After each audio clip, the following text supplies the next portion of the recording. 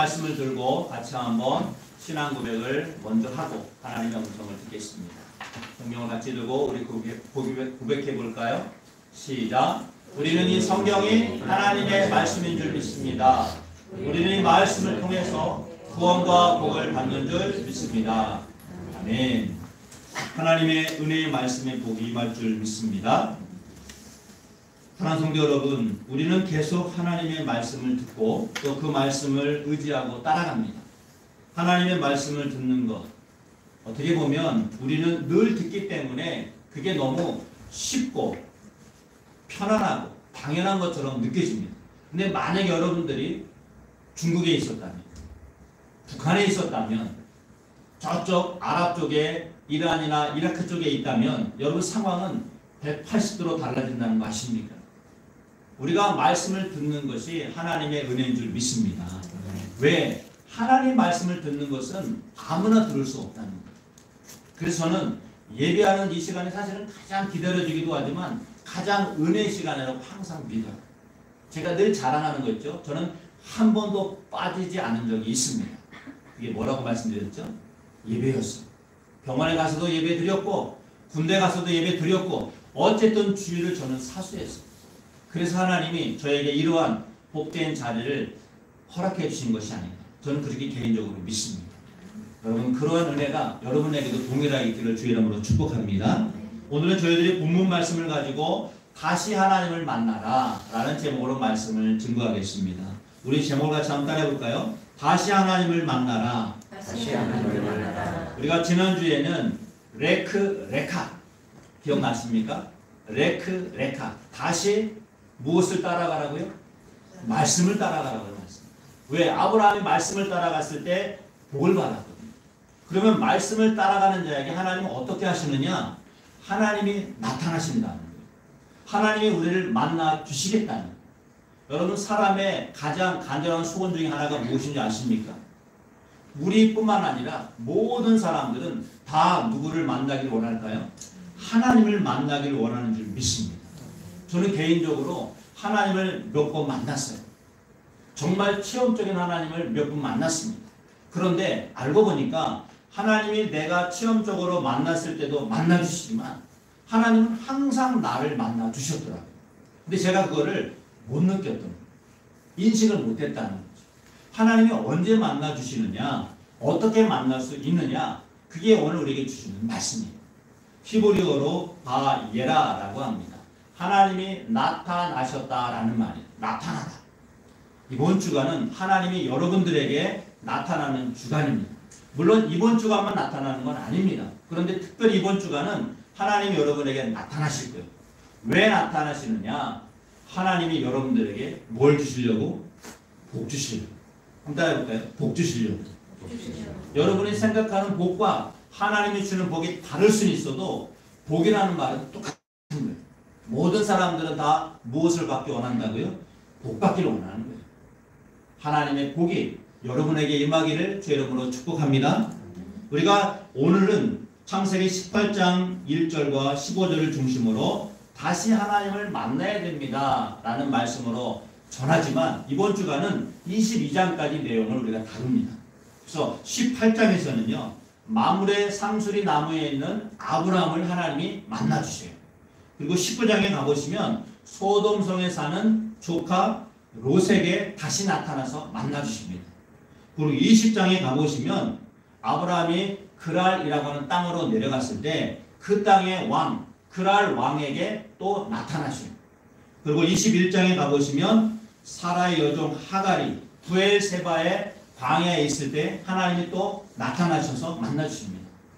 그리고 우리가 잘 아는 창세기 22장 아브라함이 이삭을 모리아 땅에서 번제로 바칠 때 하나님이 모리아 땅에서 나타나셔요. 그래서 이번 주간 말씀이 나타나다 그거를 바예라라고 합니다. 하나님이 나타나는 한 주간이에요. 참 하나님 말씀이 놀랍지 않습니까? 18장부터 22장까지 계속 나타나십니다. 계속 나타나셔서 복을 주십니다. 근데 그 복이 우리가 생각하는 복과 많이 다를 수 있다는 거예요. 하나님이 언제 나타나시느냐? 오늘 저는 세 가지를 중심으로 말씀을 드리려고 합니다. 첫 번째는요. 하나님은 한번 따라해볼까요? 회개할 때 나타난다. 회개하는 자에게 나타나신다. 우리 본문의 말씀 18장 1절 같이 한번 읽어봅시다. 시작. 여호와께서 마므레 상수리 나무들이 있는 곳에서 아브라함에게 나타나시니라. 날이 뜨거울 때에 그가 장막문에 앉아있다가. 아멘. 아브라함이 지금 뭐 하고 있습니까? 장막문에 앉아있다고 그랬어요. 따라볼까요? 앉아있다. 우리말로 말하면 장막 문 앞에서 더우니까 앉아있다라는 말이지만 저게 히브리어로 보면은요 회개하고 있다라는 뜻이에요. 쉬우라는 말이에요. 회개하고 있다. 여러분 그럼 아브라함이 뭘 회개하고 있을까요? 지금 저때 나이가 몇 살인지 아십니까 여러분? 저때 나이가 무려 99세예요. 99세가 된 할아버지가 회개할 게 뭐가 있을까요? 생각해 보십시오. 아브라함이 장막문에 앉아 있었다. 하나님 문 앞에서 회개하는 삶을 살고 있다 이 말이에요. 하나님은 그런 아브라함에게 나타나십니다. 봐야라. 왜 나타나시느냐? 회개하고 있기.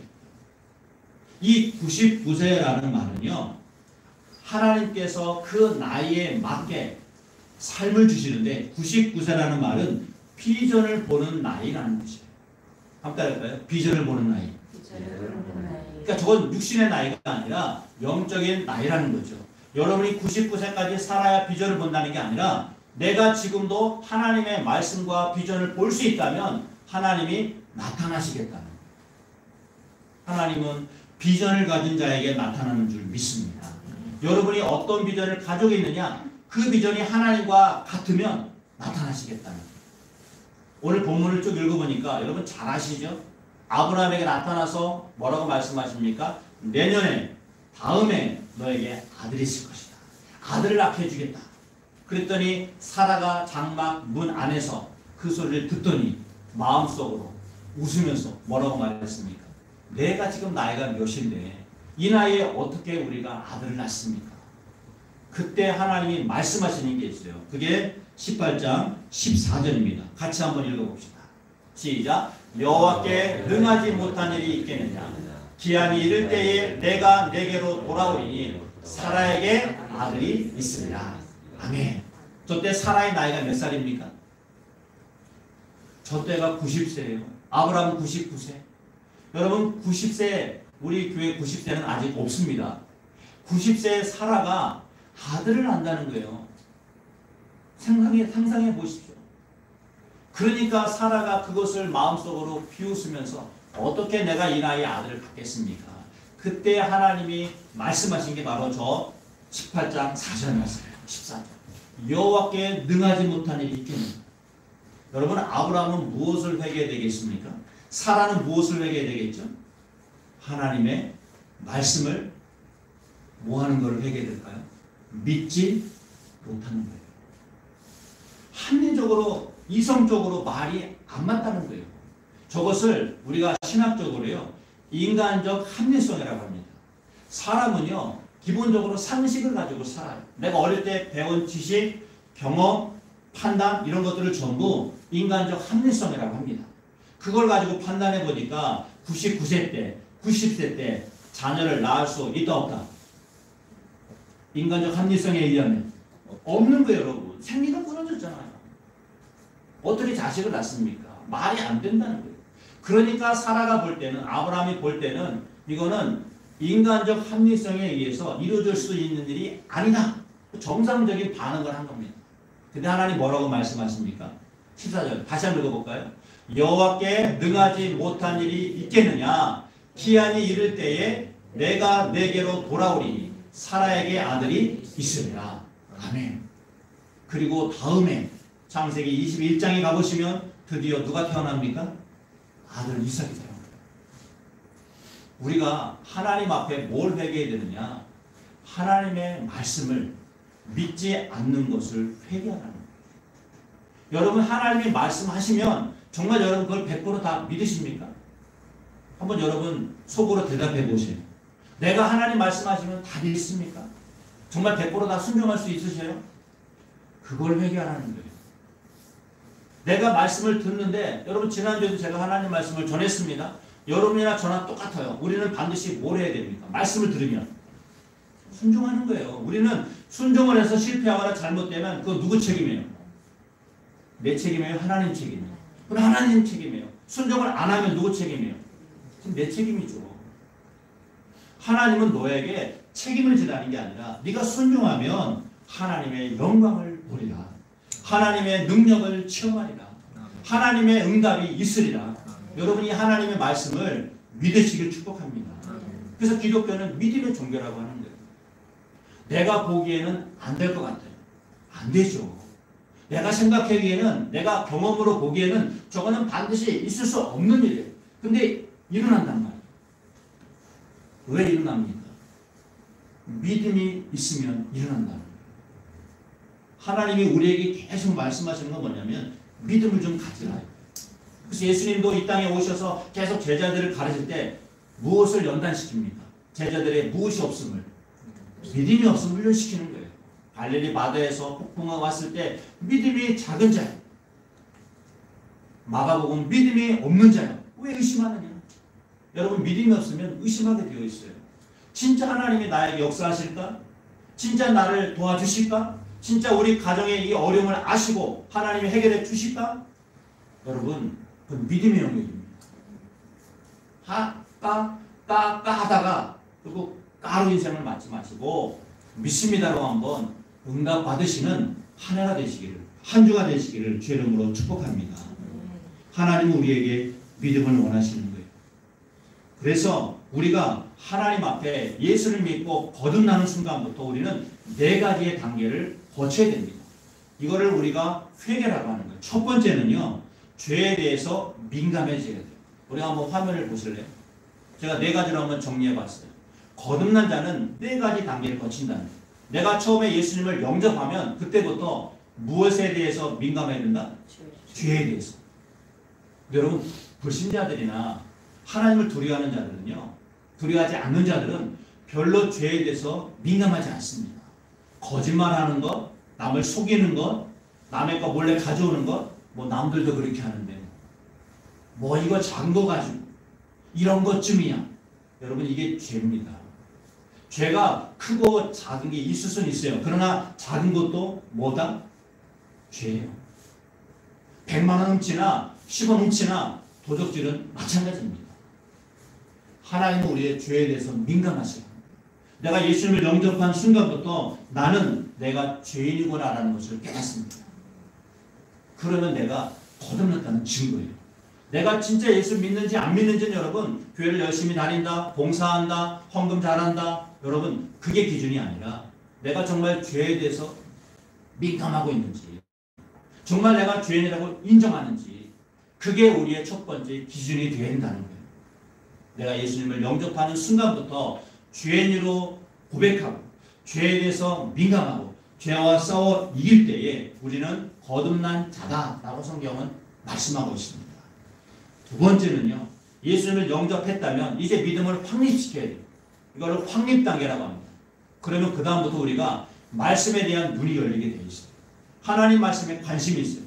내가 구원 받았는데 도대체 하나님은 어떤 분인가? 하나님을 알려면 무슨 책을 봐야 돼요? 성경책. 성경책은 누구의 말씀이죠? 하나님 말씀이에요. 그러면 하나님 말씀을 알아야지 하나님 어떤 분인지를 알 거 아닙니까? 우리 올해 교회 표가 뭐예요? 예수님을 닮아가는 새누리. 주제 말씀은요, 우리가 다 하나님의 아들을 믿는 것과 아는 것, 이 아는 것이 하나님 말씀을 통해서 알 수 있는 겁니다. 물론 어떤 경우는 가끔 계시를 주셔서 하나님이 알려주기도 하지만 모든 하나님의 말씀은 성경책에 다 기록되어 있어요. 하나님이 천지를 창조하신 것부터 세상이 끝날까지 모든 내용은 다 어디에 기록되어 있습니까? 성경책에 있는 거예요. 그래서 내가 그 말씀에 대한 관심을 갖는 순간부터 나는 거듭났구나. 여러분 성경을 의무적으로 읽지 마시고 한번 마음속으로 도대체 하나님이 어떤 분이신가? 하나님이 왜 성경책을 썼을까? 도대체 이 두꺼운 성경책에는 무슨 내용이 있을까? 한번 여러분 영적인 호기심을 갖고 읽어보시면 내가 진짜 거듭난 자였구나 깨닫는 것. 그거를 확립 단계라고 합니다. 세 번째는요, 하나님의 말씀을 듣는 순간 무엇이 변한다? 성품이 변한다. 내가 하나님의 사람으로 변화되는. 저는 이것을 온전한 사람이라고 말씀하고 싶어요. 에베소 1장 4장 13절에 우리가 다 하나님의 아들을 믿는 것과 아는 일에 하나가 되어 어떠한 사람? 온전한 사람. 하나님 우리가 온전한 사람이 되기를 원하신다는 거예요. 그러기 위해서는 여러분이 성품이 변화되셔야 돼요. 어떤 성품? 내가 지금까지 육신을 위해 살아왔구나. 내가 이 세상이 전부를 알고 살아왔구나. 그래서 내가 모든 지식과 건강과 노력을 이 세상을 얻고 누리는 데 투자해왔구나. 이게 바뀌어야 됩니다. 어떤 나라를 향해서? 하나님 나라를 향해서. 내가 이 세상이 전부인 줄 알았는데 전부가 아니라 또 다른 세계가 있구나. 제가 지난주에 말씀했잖아요. 어린아이가 엄마 뱃속에서 10달 1주 동안 그 10달이 세상 전부로 여길까요? 아니면 바깥 세상에 있다는 걸 알까요? 아이의 입장에서는 엄마 뱃속이 전부로 여긴단 말이에요. 근데 10달이 지나서 태어나 보니까 세상에나 이런 세계가 또 있구나. 눈으로 보는 거 아닙니까? 근데 여러분 생각해 보세요. 아이가 태어났어요. 세상에 눈을 떴어요. 근데 예수님을 영접해 보니까 또 어떤 세계가 있던 걸 보는 겁니다. 영의 세계가 있고 엄마 뱃속에서부터 육신의 세계에서 영의 세계까지 눈을 뜨는 이걸 성품의 변화라고 합니다. 그래서 목적을 세상에 두지 않고 이 땅에 두지 않고 물질에 두지 않고 하나님께 하나님 나라에 두는 것, 이게 바로 예수 믿는 자, 거듭난 자의 증거입니다. 여러분, 우리는 계속 성품을 변화시키는 과정 속에서 살고 있습니다. 그러기 위해서는 여러분들이 항상 예배하는 마음, 기도하는 마음, 하나님 말씀을 듣고자 하는 마음, 어떻게든 주님 안에서 믿음으로 살고자 하는 그 열정이 있을 때에 우리는 그 사람을 구원받았구나. 진짜 예수 믿는 사람이 맞구나. 그렇게 인정하는 것입니다. 여러분, 올 한 해는 정말 예수님을 닮아가는, 예수님을 알고 믿는데 하나가 되어서 온전한 사람을 이뤄가는 우리 모든 새누리가 되기를 주의 이름으로 축복합니다. 그래서 제가 성품의 변화 중에서 어떤 사람이 성품을 정말 극단적으로 변했을까? 많죠. 여러분 혹시 이어령이라고 하는 교수님 아시나요? 이어령. 그분이 문화공보부 장관도 하셨고요. 많은 책을 썼습니다. 근데 그분의 딸이 원래 목사입니다. 미국에 가서 변호사를 하다가 검사가 되다가 나중에 눈을 실명을 해요. 그래서 삶에 고민을 하다가 이 미나라고 하는 그분이 목회자로 목사 안수를 받습니다. 그리고 자신의 삶을 이게 검사 변호사가 아니라 내가 어린 영혼들을 섬겨가야 되겠다. 그래서 미국, 남미, 아프리카로 떠나갑니다. 그곳에 가서 청소년, 뭐 마약이든 술이든 또 이렇게 불우한 청소년을 돕는데 인생을 다 드려. 근데 그 아빠 이어령 교수는 이해를 못하는 거예요. 야, 네가 뭐가 부족해서 미국에서 변호사, 검사를 다 내려놓고 왜 아프리카 가서 그런 힘들고 허드렛 일을 하느냐. 아버지 이어령 교수는 이해가 안 되는 거예요. 그 딸이 나중에 마침내 세상을 떠납니다. 53살에 세상을 떠났어요. 그때 그 딸이 그렇게 얘기를 했대요. 아버지, 저는 하나님 안에서 갑니다. 그런데 아버지는 아직 예수님을 영접하지 않았기 때문에 저랑 같이 갈 수 없습니다. 저의 꿈은 아버지가 예수님 믿는 겁니다. 그리고 저를 살아있는 동안만이라도 기도해 주십시오. 이렇게 죽기 전에 기도 부탁을 했대요. 근데 아버지가 세상에 딸이 떠나고 나니까 드디어 믿음의 눈이 떠진 거예요. 야, 진짜 딸이 믿던 하나님을 만나는 거죠.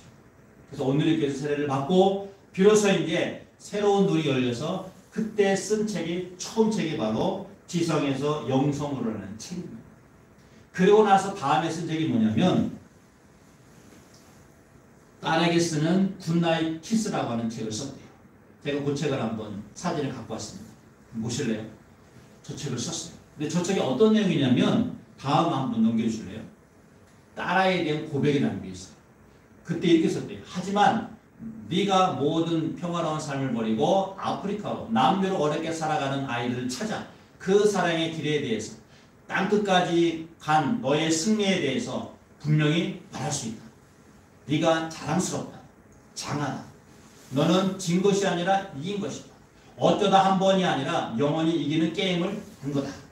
저런 고백을 남겼어요. 믿음의 눈이 떠지니까 삶이 바뀌니까, 거듭나니까 딸아이의 모든 삶이 다 이해가 됩니다. 왜 하나님이 딸아이에게 실명을 하게 하고 또 그 이민아의 딸의 장남이요, 세상을 교통사고로 떠납니다. 손자죠, 손자. 이어령 교수. 손자도 잃고 딸도 잃고 얼마나 많은 상처가 크겠어요.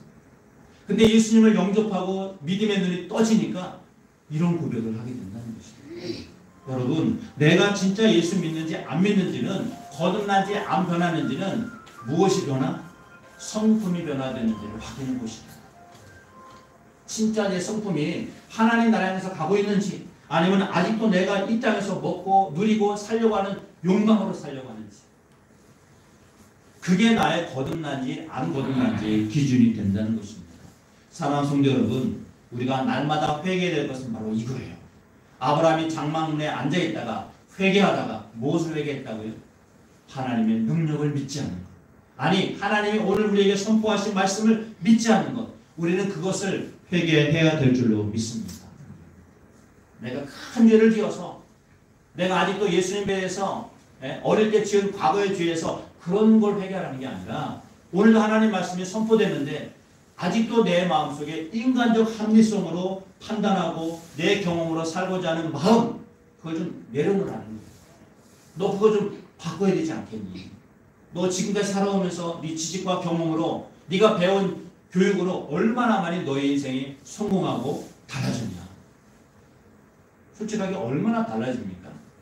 내가 예수를 잘 믿고 변화돼서 진짜 하나님 나라로 가는 그 소망을 가져 누리는 것과 내가 이 땅에서 잘 먹고 잘 살기 위해서 내가 정말 지금까지 애쓴 것과 어떤 게 여러분 가치가 있습니다. 주님 말씀하십니다. 다시 하나님을 만나야 된다는 거예요.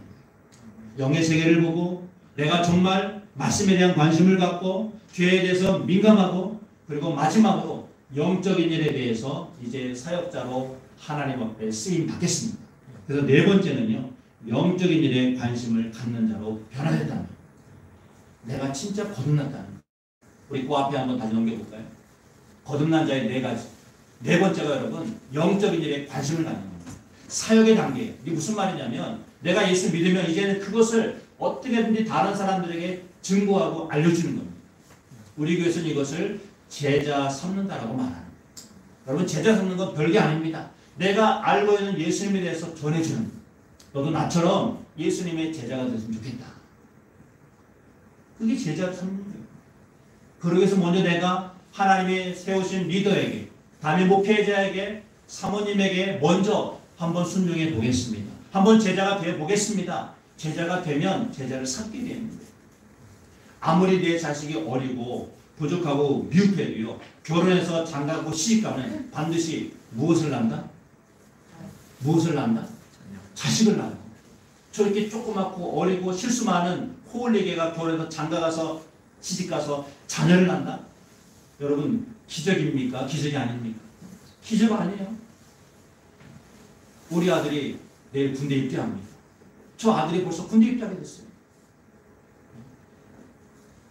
여러분 자녀가 장성해서 대학을 들어가고 군대를 가고 결혼을 하고 자식을 낳고, 여러분 이거 기적 아닐까요? 하나님은 우리가 인간적인 합리성도 중요하지만 더 중요한 건 영적인 합리성을 좀 바라봐라. 영의 세계가 너희 속에 있다는 걸 좀 깨달아라. 그래서 지난주에 레크레카, 속사람에게로 가야 된다. 하나님이 말씀하시고 창조하신 영의 세계, 하나님 나라에서 가야 된다. 지난주 그 말씀 아니었습니까? 그렇게 가는 사람에게 하나님은 반드시 나타날 줄로 믿습니다. 두 번째는요, 중보기도하는 자에게 나타난다는 거예요. 오늘 본문의 말씀 18장 32절 같이 한번 읽어봅시다. 시작. 아브라함이 또 이르되 주는 도하지 마옵소서. 내가 이분만 더 아뢰리이다. 거기서 심령을 전수하면서 어찌 하시려나이까? 이르시되 네가 심령으로 말미암아 멸하지 아니하리라. 아멘. 창세기 18장에 보면 아브라함이 소돔성에 살고 있는 사람들을 위해서 중보기도하는 내용이 나와요. 여러분 잘 아실 거예요. 하나님이 아브라함에게 말합니다. 내가 소돔성을 멸하러 왔다. 진짜 저 소돔성이 얼마나 악한지를 보고 내가 멸하러 왔다. 근데 하나님이 아브라함에게 말하니까 아브라함이 예, 주님 그렇게 되길 바랍니다. 이게 아니에요. 진짜 여러분 18장 한번 후반절을 읽어보세요. 거기 보면 아브라함의 간절한 중보기도가 많아요. 주님 만약에 거기에서 50명의 의인이 있으면 어떻게 하시겠습니까? 예를 들어볼게요. 동두천에 예수 진짜로 믿는 50명이 있으면 하나님 동두천을 어떻게 하시겠습니까? 동두천 내가 멸하지 않겠다. 이 말이에요. 여러분 동두천의 인구가 약 10만입니다. 근데 만약에 50명이 있다면 멸하지 않겠다는 거예요. 진짜 예수 믿는 사람. 진짜 거듭난 사람. 근데 아브라함이 걱정이 되는 거예요. 소돔성에 50명이 안 될까 봐. 그러니까 몇 명이 있으면 40명이 있으면 주님 멸하시겠습니까? 재현아 너 같으면 어떻게 하겠니? 40명 죽였습니다. 그래 내가 한번 봐줄게. 40명도 하나님 용서해 주시고. 근데 하나님이 가려고 하니까 또 붙잡고 주님 30명 있으면 어떻게 하겠습니까? 여러분 이게 치사한 게 아니에요. 지금 영혼을 살리기 위한 아브라함의 아주 애절한 중보기도입니다. 지금 걱정이 되는 거예요. 만약에 30명이 없으면 어떡하지? 몇 명까지 내려가죠? 20명. 마지막에 몇 명까지 내려가요? 10명. 여러분 동두천에 10명의 예수 믿는 사람이 없다면 우리 다 죽는다는 거예요. 지금 예수 믿는 사람 10명. 동성교회만 해도 여러분 2,000명이 넘어요. 동성교회만 해도. 우리 새누리교회만 해도 20명이 예배를 드려요. 매주. 근데 10명이 없다면 멸하겠다. 근데 실제로 10명이 돼야 안 돼요. 가보니까 10명이 안 되잖아요. 몇 명이 구원받습니까? 롯과 롯의 두 딸.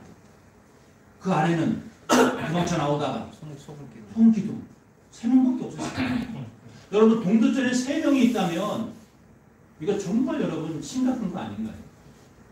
지금 롯이 뭐하고 있느냐? 중보기도 하는 거예요. 중보기도. 주님 만약에 저기에 10명의 의인이 있다면 심판은 멸하시면 안 되지 않습니까?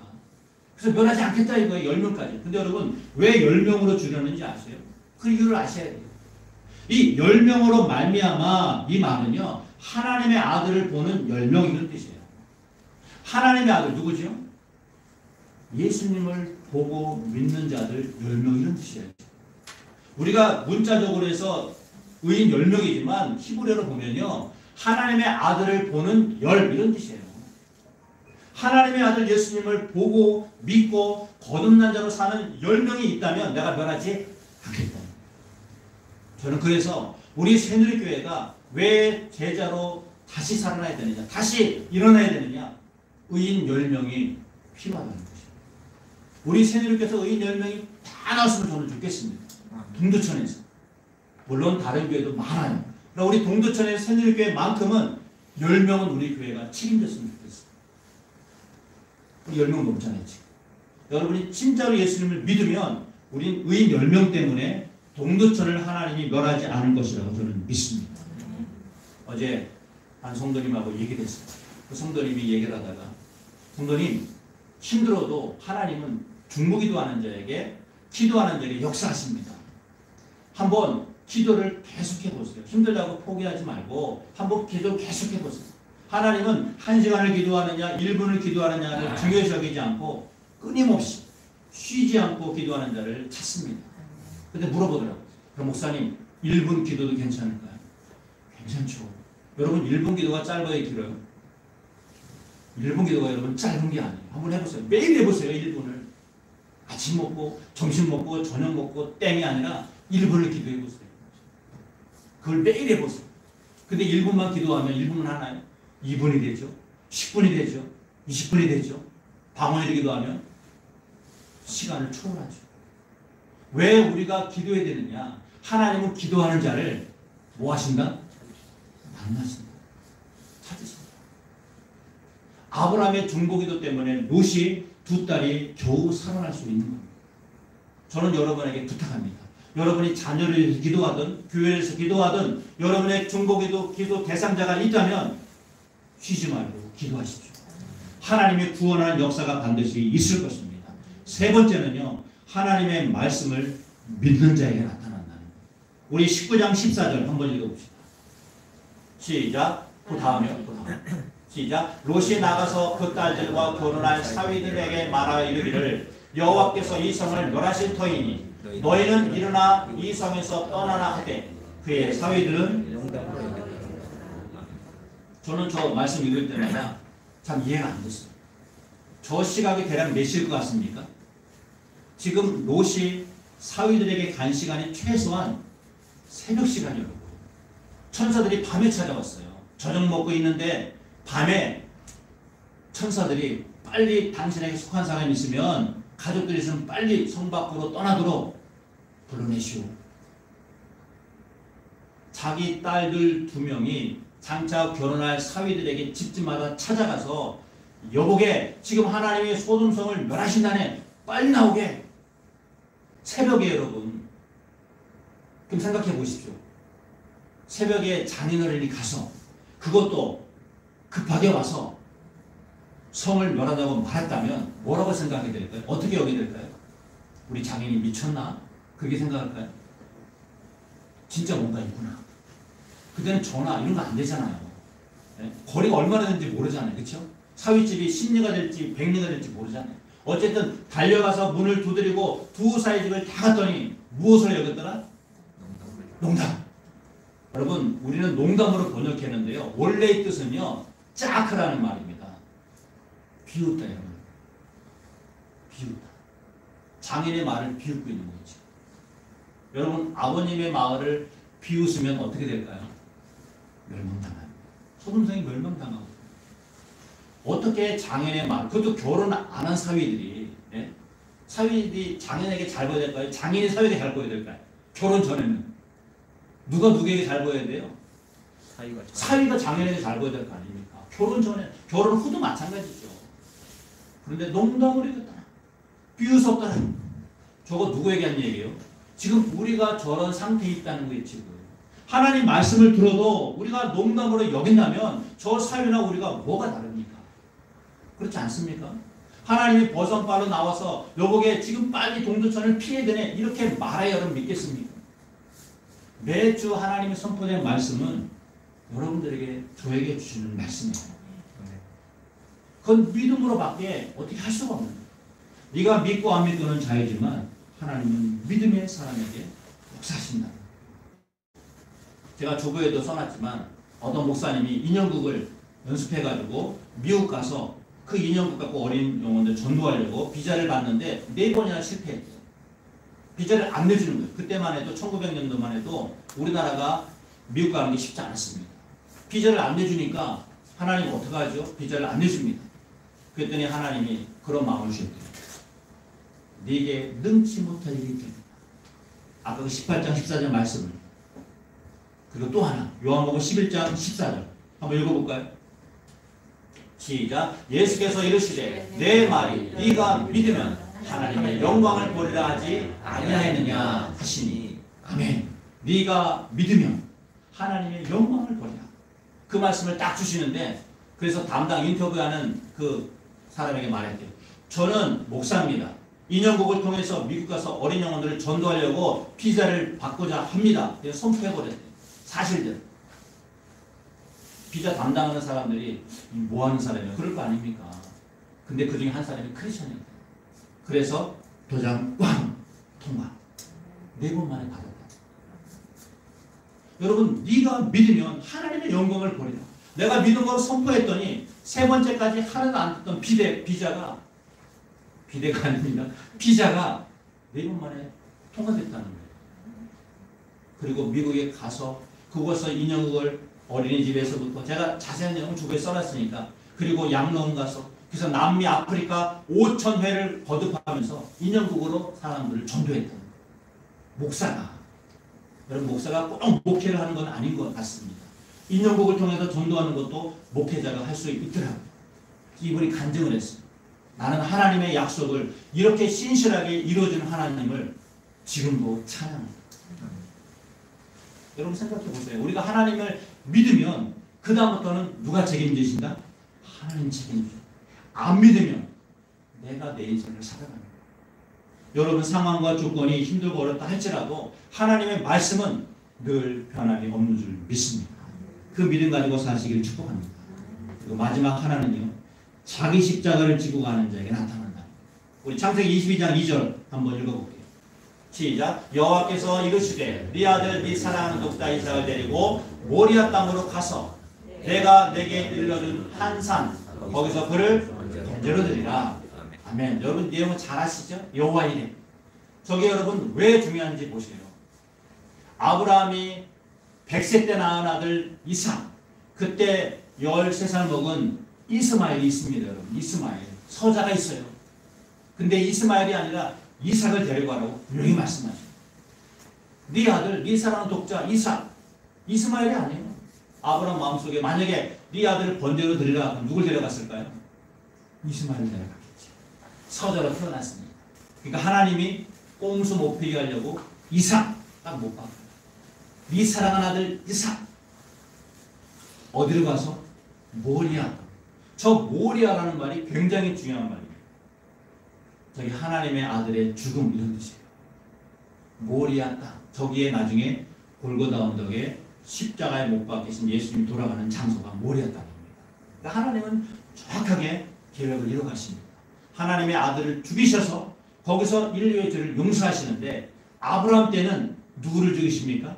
이삭을 죽이셔요? 아니면 양을 잡으십니까? 양을 잡으셔요. 그 여호와 이르라고 하죠. 근데 아브라함이 이삭을 번제로 드리는지 안 드리는지 믿음을 보기 원하셨다. 믿음. 하나님은 우리의 믿음을 보기 위해서 네가 십자가를 지는지 안 지는지를 보는다는 거예요. 우리 창세기 22장 16절, 18절 한번 봅시다. 18절. 그 다음이요. 시작. 또 내시로 말미암아 천하 만민이 복을 받으리니 이는 네가 나의 말을 준행하였음이니라 하셨다 하니라. 아멘. 실제로 이삭을 번제로 드렸습니까? 안 드렸습니까? 드렸어요? 안 드렸어요? 들었잖아요. 그러니까 준행했다고 그랬잖아요. 준행했다. 네가 들었다 이거 순종했다 이거예요.